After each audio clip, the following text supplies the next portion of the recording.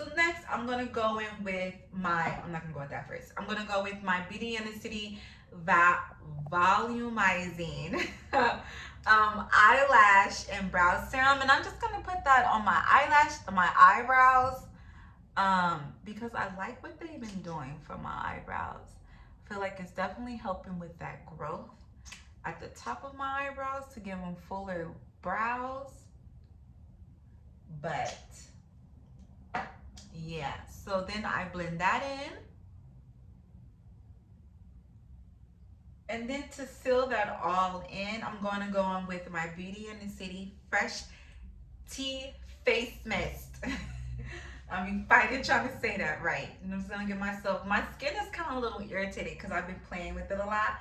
So this is very refreshing for my skin. It feels like it kind of, it doesn't say it calms it, but I feel like it definitely calms it all together. So I'm just going to go with a few sprays.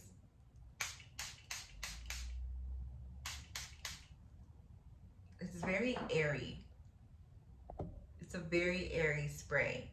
And so, yeah, that's what I wanted to show you guys, how I take my makeup off, how easy it is to take off Beauty in the City makeup, and like how I take care of my skin after wearing makeup all day. So this is my skin ready for bed. It's all shiny and glossy, and I just love it. So maintaining healthy skin under the makeup is amazing. And I'm also getting a tan. I realized that when I was putting my foundation on, like I need to bring out the summer foundation because I've been outside and the sun, you know, the sun is out. So I'm getting my tan back. But alrighty guys, so you guys have a good day or a good night whenever you're watching this. And make sure you check out Beauty in the City Beauty Box and their individual makeup line products. Remember, Beauty in the City does no animal testing, cruelty-free, vegan, and eco-friendly. All the things the girls love. So I will see you guys next time. Bye-bye.